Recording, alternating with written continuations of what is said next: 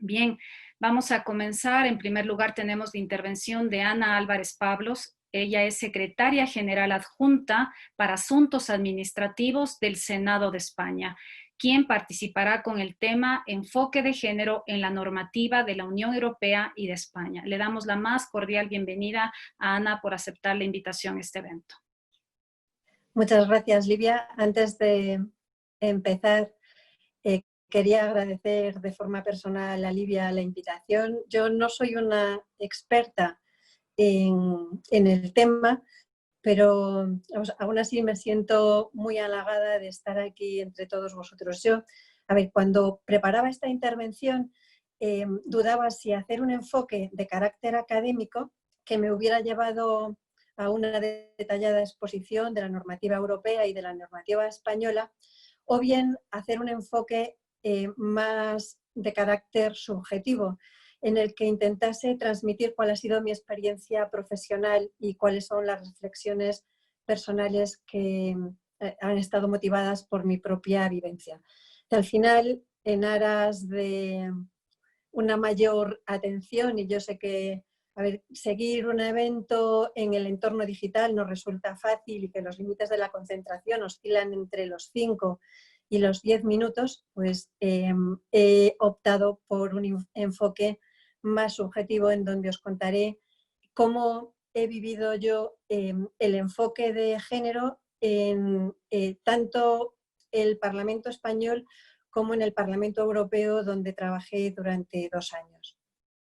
Desde que en el año 1995 ingresé en el cuerpo de letrados de las Cortes Generales, pues he tenido en contacto con el tema de la igualdad de género en varias ocasiones. En primer lugar, fui en los años 1998 a 2003 letrada de la Comisión Mixta de Igualdad, que estaba integrada por miembros del Congreso de los Diputados y por miembros del Senado. También como asesora parlamentaria he prestado funciones de asesoramiento a la representación de las Cortes Generales en la elaboración de la Carta de Derechos Fundamentales de la Unión Europea y en el proyecto de Constitución Europea. Y más recientemente, pues de mi ordenador salió el borrador del primer plan de igualdad de las Cortes Generales, que ha sido muy recientemente aprobado por las mesas del Congreso de los Diputados y del Senado en reunión conjunta, en concreto el día 6 de marzo de 2020, apenas unos días antes de que España decretase el estado de alarma para la gestión de la crisis sanitaria ocasionada por el coronavirus. Así que fue aprobarlo y prácticamente cerrar el Parlamento, que solamente lo hemos dejado funcionando en servicios mínimos. Además, hay otra parte de mi experiencia que también tiene mucho que ver con el tema de los derechos de la mujer, y es que como secretaria general adjunta de Asuntos Administrativos, que es el cargo que actualmente desempeño, participo en numerosos procesos de selección de personal de las Cortes y también superviso la gestión de los recursos humanos en lo relativo a los procesos de promoción y a la implantación de medidas de conciliación, que son temas bastante polémicos muchas veces en la implantación práctica. Así que con lo que os acabo un poco de describir, veréis que mi relación profesional ha sido bastante intensa, tanto desde el punto de vista de la tramitación parlamentaria como desde el punto de vista de la aplicación práctica de los derechos reconocidos en la Unión Europea y en España a las mujeres. Entonces, yo creo que cuando hacemos un enfoque de género, hay varias preguntas que nos tenemos que plantear. En primer lugar, es cuáles son los principios inspiradores de este enfoque de género y cuál es el marco jurídico. Ya que la legislación, todas somos conscientes de que no es neutral y que tiene una enorme capacidad de transformación en cualquier ámbito de la vida. O sea, prácticamente todas las normas tienen impacto de género, ya se trate de temas de salud, de educación, de acceso al empleo, de seguridad, de medio ambiente, de planificación urbana, de acceso a la financiación, las normas tributarias. O sea, todas las normas tienen impacto de género y cualquier norma puede reforzar la exclusión de las mujeres o bien contribuir a potenciar y a facilitar que la igualdad sea real y efectiva. Incluso, normas que en el ámbito local o en el ámbito autonómico en España pudieran resultar anecdóticas. Hace no mucho, por ejemplo, en las televisiones, una de las noticias con la que abrían todos los telediarios era que el gobierno vasco había comenzado a estudiar normativa en materia de construcción de las viviendas. Y uno de los temas que, en gran medida había algunos comentaristas que tomaban un poco en plan de chanza, era que se metía, por ejemplo, con el tamaño mínimo de las cocinas o cuál era la ubicación que tenía que tener una cocina en una casa para fomentar la corresponsabilidad. Yo jamás lo hubiera pensado y cuando acabé de ver el reportaje dije que efectivamente estos pequeños pasos, estas aportaciones normativas son fundamentales en la vida de las personas. Una segunda pregunta que debemos hacernos, además de cuáles son los principios inspiradores, como veremos, el principio básico aquí es el de igualdad, pues la segunda de las preguntas que nos tenemos que formular es la de preguntarnos, ¿quién interviene en la creación de las normas? Ahí generalmente se pone el foco en el poder legislativo, a veces incluso también en el poder ejecutivo, ya que el 90% de las normas, al menos en España, proceden de proyectos de ley elaborados por el gobierno. Y solamente conseguimos una buena ley si el anteproyecto de ley y el proyecto de ley son buenos proyectos de ley, son buenos textos normativos. Pero pocas veces hacemos hincapié en una fase todavía anterior a la de elaboración del anteproyecto, que es la de la actuación de los grupos de presión. Y en estos grupos de presión están representados los poderes sociales y los poderes económicos que hoy en día todavía están bastante masculinizados. Así como veremos en el gobierno cada vez la composición es más equilibrada, en las administraciones públicas, al menos en el sistema europeo, con reclutamientos basados en principios de mérito y capacidad, también suelen estar bastante equilibrados. En el poder legislativo, la composición también, como veremos, tiende al equilibrio, menos que en las administraciones públicas, pero se avanza. En cambio, en la fase anterior de los grupos de presión, todavía tenemos las mujeres un gran camino por recorrer y un gran ámbito legislativo, si no es a través de la recomendación, al menos a través de la imposición, porque el tema, por ejemplo, de las cuotas en los consejos de administración no ha dado el resultado que se pretendía, al menos no en un nivel tan elevado como se pensaba que iba a producirse. Y por tanto, aquí el impulso debe todavía darse y todavía hay un amplio margen de mejora. Además de quién elabora las normas, también nos tendremos que preocupar por quién aplica las normas. Y aquí, en el ámbito de la abogacía y en el ámbito del Poder Judicial, también nos encontramos con amplias zonas oscuras. En tercer lugar, el tercer foco de atención al que deberíamos hacer referencia cuando hablamos del enfoque de género es el de la metodología, es decir, qué sistemas o qué herramientas se utilizan en el proceso de elaboración de las normas, o lo que es lo mismo, cómo se incorpora el enfoque de género en la técnica legislativa. De esto hablaremos también más adelante. Y por último, en cuarto lugar, haremos referencia también dejaremos apuntado uno de los temas que ha suscitado en España más polémica, que es la utilización del lenguaje inclusivo.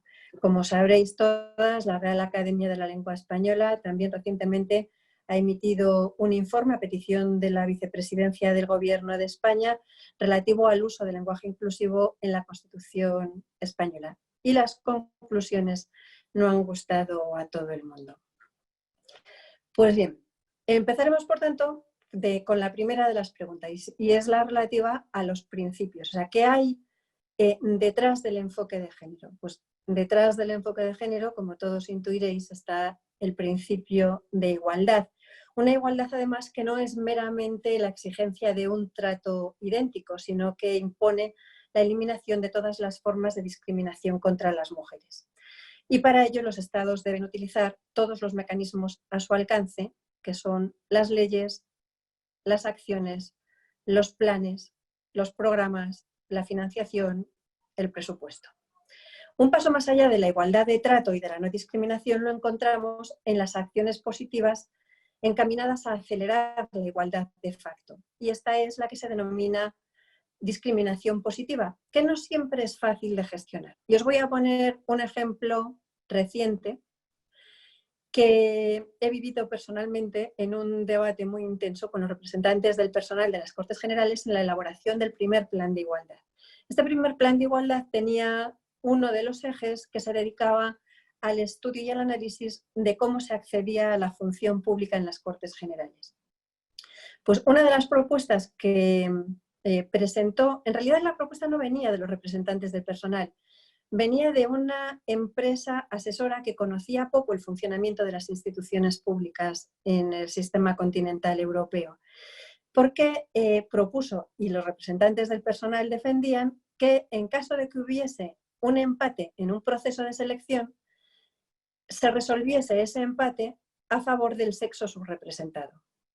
Y yo, en aras del principio de igualdad, me opuse radicalmente, porque estando establecido en el ordenamiento jurídico español que a la función pública se accede a través de sistemas de mérito y capacidad, generalmente a través de exámenes de tipo oposición, en donde son pruebas de carácter selectivo las que van determinando quiénes son las personas que van pasando los diferentes cortes, pues yo lo que defendía es que si llega a la parte final del proceso 2 personas con la misma puntuación, una de un sexo y otra de otro, o sea, no debe ser el sexo el factor determinante a la hora de decidir cuál es la persona que debe pasar, sino que debe realizarse una prueba adicional que dirima ese empate y que, por tanto, dirima el desempate y que determine cuál es la persona que ocupará la plaza. Bueno, el debate fue intenso y al final se decantó el sistema por la defensa del desempate a través de una nueva prueba de selección o una prueba de conocimiento, en gran medida porque del diagnóstico que se realizó previo a la elaboración del plan de igualdad, una de las grandes conclusiones es que no se detectaban sesgos de género en la selección del personal y que, por tanto, no habiendo esos sesgos de género, aunque había cuerpos en donde había una mayor representación femenina o una mayor representación masculina, no debería ser el sexo el factor determinante. Yo creo que a veces en el tema de la discriminación, de las acciones de discriminación positiva, hay que tener cuidado cuando entran en juego, por una parte, los principios o los derechos individuales y, por otra parte, cuál es el impulso o la directriz política que intenta perseguirse, intentando eliminar la discriminación y dando muchas veces un paso más allá y cambiar la situación de partida. Como están en juego los derechos individuales, yo creo que siempre se impone la ponderación y es en cada supuesto en el que existe esa acción de discriminación positiva, hay que analizar caso por caso cuáles son los derechos y los intereses en general de los ciudadanos, sobre todo cuando no se ha detectado un sesgo previo. A lo mejor el sesgo es más cultural. A ver, os pongo el ejemplo, por ejemplo, del proceso de selección en las Cortes Generales.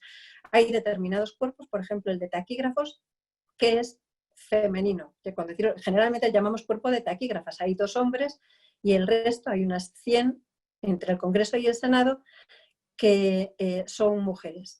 Incluso en ese caso, en donde hay un gran desequilibrio de composición numérica de hombres y mujeres en el cuerpo, o sea, no hay ningún nada, o sea, que impida a un hombre llegar a conseguir la plaza, siempre que pase las mismas pruebas que pasan las mujeres. Otro dato que también habría que tener ahí en cuenta es que al final el porcentaje de hombres que aprueban es muy parecido al porcentaje de hombres que se presentan. O sea, es, digamos, un proceso de selección muy feminizado de origen.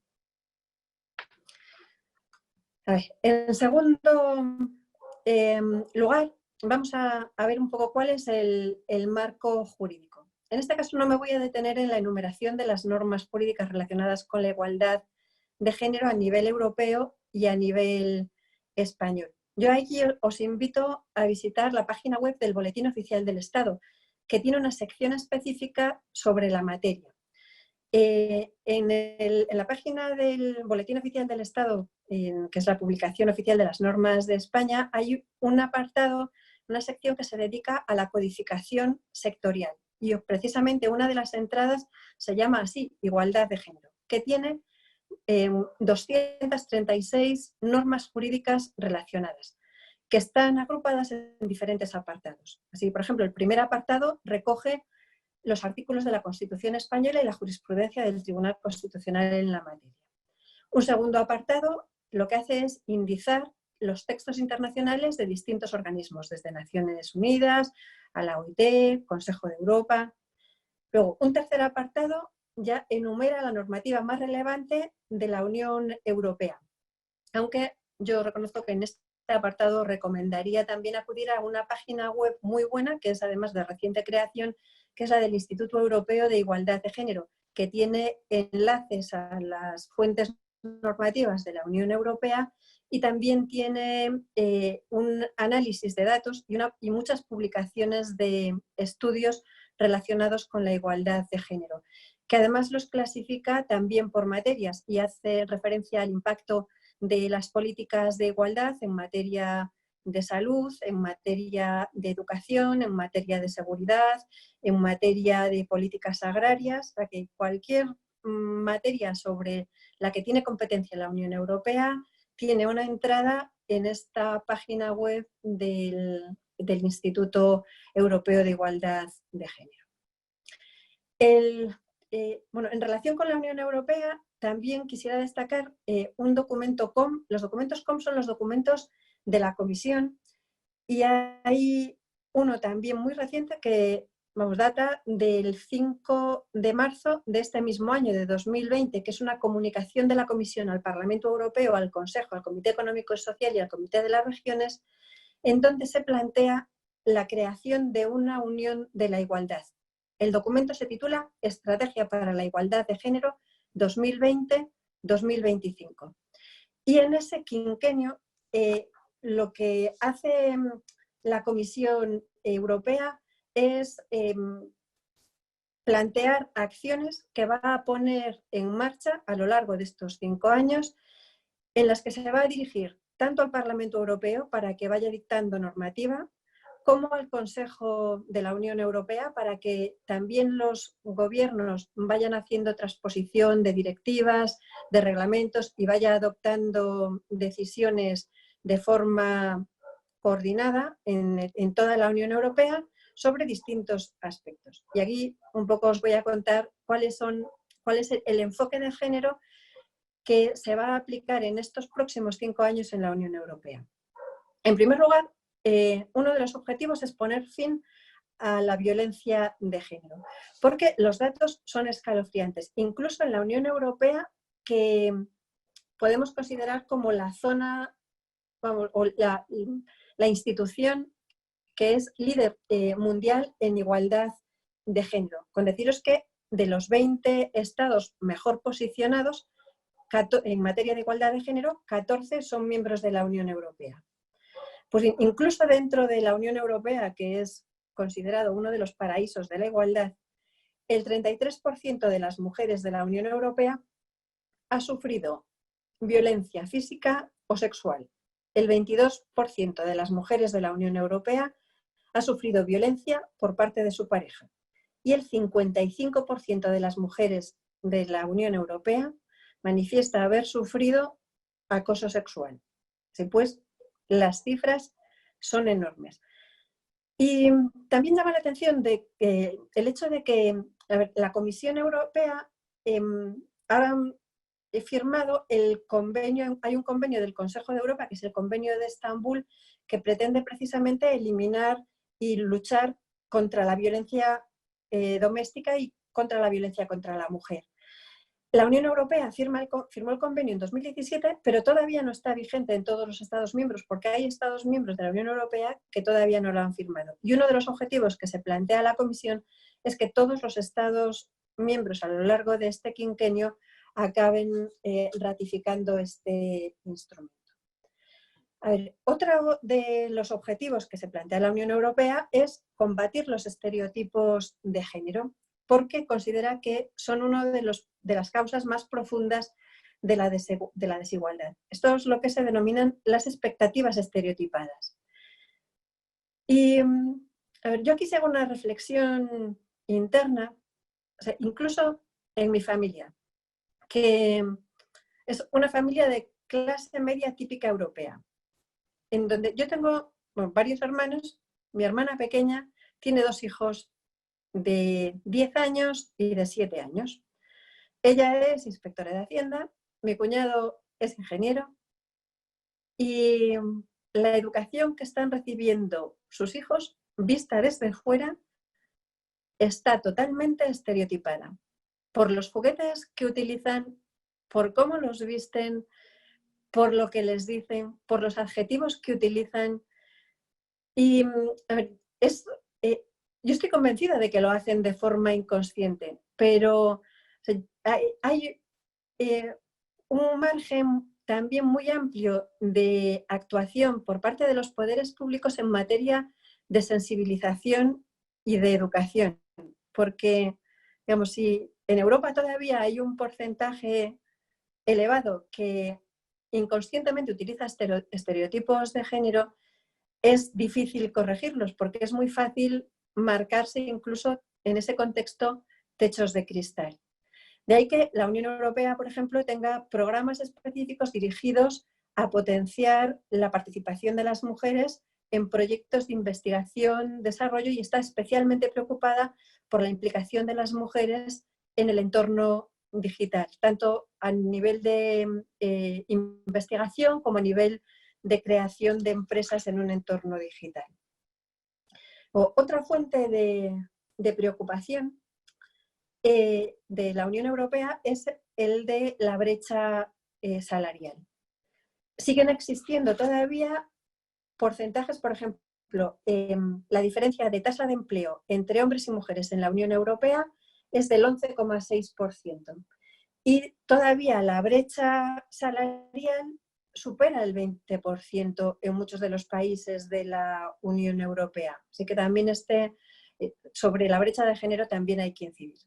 Cuando hicimos el diagnóstico en el plan de igualdad, previo al plan de igualdad de las Cortes Generales, analizamos si existía, por ejemplo, brecha de género en el Congreso de los Diputados o en el Senado en el ámbito del personal funcionario y del personal laboral. Y salió una brecha de género a favor de las mujeres de un 12%. ¿Y por qué es así? Pues en gran medida porque la función pública en España, al estar reclutada a través de sistemas de mérito y capacidad, está bastante feminizada. O sea, hay más mujeres que hombres en el conjunto de la administración pública y también de la administración parlamentaria.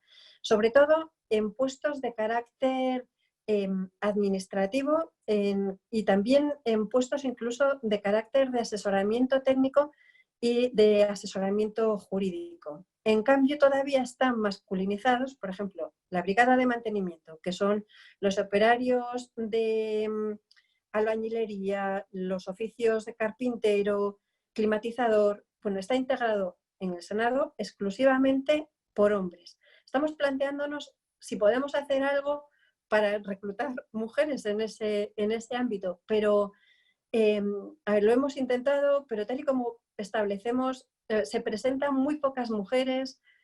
De momento todavía no hemos conseguido que ingrese ninguna mujer en ese tipo de oficios, pero bueno, lo seguiremos intentando. Y también otro ámbito en donde existe esa brecha o esa diferencia de género por profesiones es en el ámbito de las tecnologías de la información y de las comunicaciones, en donde el 70% son hombres y el 30% son mujeres, con una tendencia preocupante, y es que hace unos años había más mujeres que cursaban carreras científicas del mundo de las tecnologías de la información que en la actualidad.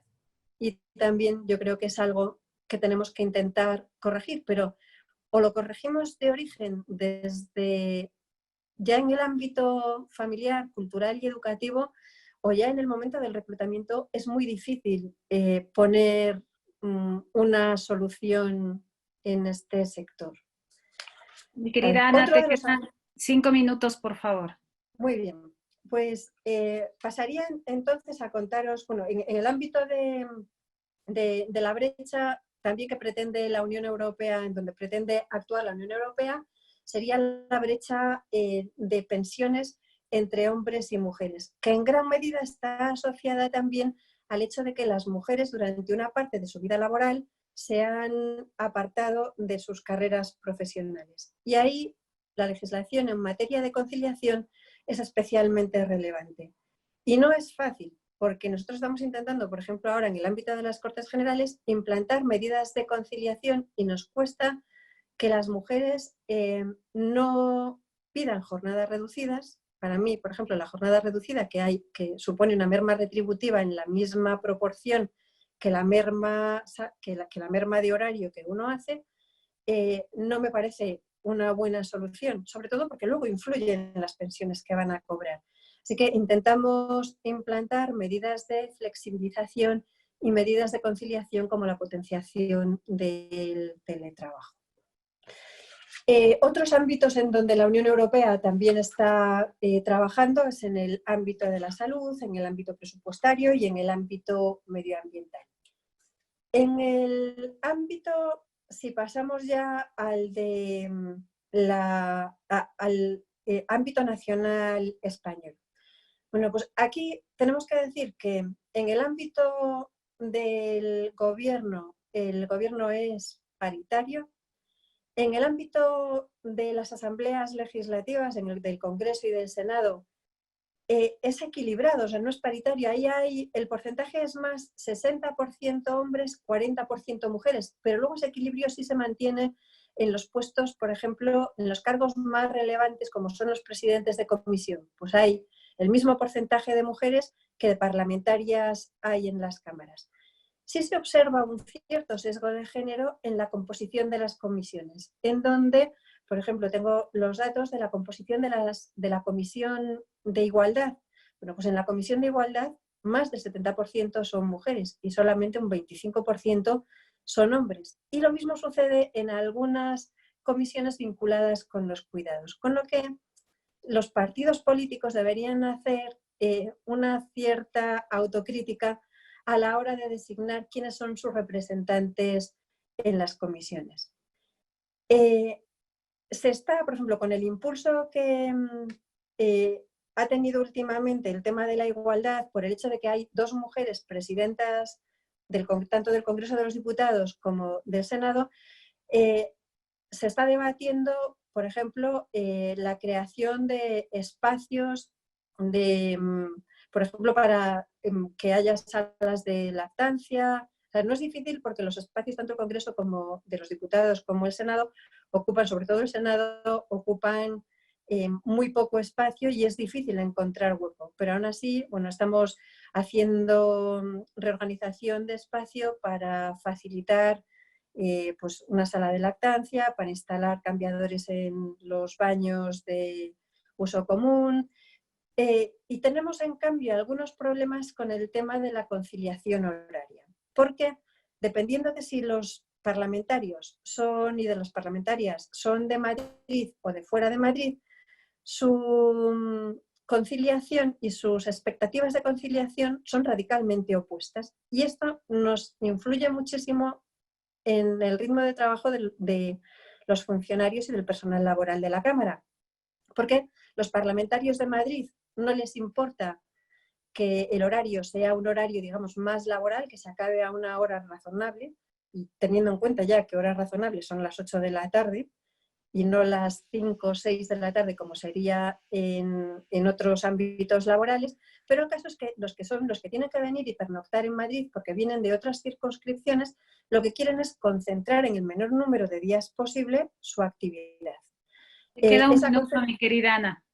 Muy bien, y solamente comentaros que con esa concentración, pues las sesiones muchas veces se prolongan hasta las 10 de la noche, con lo que ello supone de dificultad de conciliación para los trabajadores de la Cámara. En el ámbito también de la producción legislativa, y con esto acabo, solamente quería comentaros un par de cosas que diferencia el sistema español del sistema iberoamericano. Y es que en España no existe un cauce institucionalizado que incorpore la perspectiva de género en la producción legislativa, porque las comisiones de igualdad no tienen ninguna función ni de coordinación ni de supervisión sobre los textos que elaboran otras comisiones. Tampoco existen bancadas parlamentarias femeninas, bancadas de mujeres, ni existen unidades técnicas para la igualdad y para la equidad que tengan funciones de promoción, planificación, propuesta, coordinación, orientación en materia de igualdad de género. Incluso las normas de asesoramiento que se le aplican a los letrados en las comisiones no tienen ni una sola mención a los temas de género. Y yo creo que en algún momento deberíamos recibir, o nosotros proponer como letrados y los órganos rectores de la Cámara, impulsar algunas revisiones normativas, tanto en el reglamento de las cámaras como en las normas de asesoramiento, para incluir la perspectiva de género que sí existe en la elaboración de los proyectos gubernamentales, tanto de normas con rango de ley como de normas de rango reglamentario.